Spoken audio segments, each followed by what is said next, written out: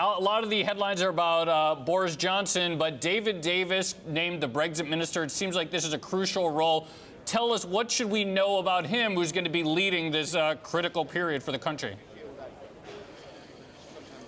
Well, he's known as being a hard negotiator. He's known as being a Brexiteer. He campaigned very passionately for the UK exiting the European Union. And as you say, he's got what arguably is the most important job now in the UK government. That's going to be leading those negotiations with the European Union as to how the UK exits and what kind of relationship it's going to have with the European Union going forward. He's going to have a brand new ministry, right? This ministry that he's going to be heading up doesn't even have a building yet. The post has never existed before. But he's also going to be surrounded by a few other people that are clearly going to have a role when it comes to the negotiations. So Philip Hammond is going to be the Chancellor of the Exchequer. He's Britain's finance minister. Now, look, one of his most important jobs is going to make sure that in those negotiations, the UK does everything it can to try and maintain access to the single market in Europe. That's very important for this country. In addition to that, Boris Johnson, you said it, a huge surprise, but he's also, as Foreign Secretary, going to have a huge role in forging the UK's new position in the world. Ryan, you know, obviously the other European or the remaining 27 members of the EU want Britain to hurry up with Article 50 and get the process going for exiting.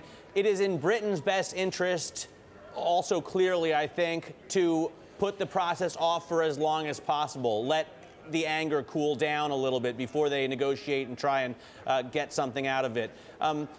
This is all happening very quickly. Do you get any sense, though, that they're going to be waiting still until Christmas or even next year to trigger Article 50?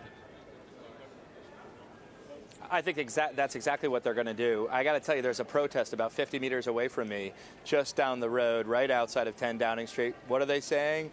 They're saying, what do we want? Brexit. When do we want it? We want it now. So the pressure not just coming from those remaining 27 EU countries, it will be coming from within the UK. But, you know, look, it's been a few weeks now since the 23rd of June, since that referendum, and the government has been very clear. Theresa May, since she became the sort of heir apparent to the Prime Minister's job for the last couple of days, that it's not in the country's best interest to hurry up and invoke Article 50, even though, you know, she's made it very clear Brexit is Brexit. That's what I'm going to do. I'm going to lead us out of the European Union, because once she does that, the UK loses a lot of its leverage. They have a 2-year period during which they have to conclude the negotiations on their new relationship with the EU and their exit. And that time constraint puts the power and, if you will, into the hands of the EU. So they don't want to do that. What Theresa May has said many a times is she wants to have sort of informal negotiations with the EU leaders, with the German Chancellor Angela Merkel, for example,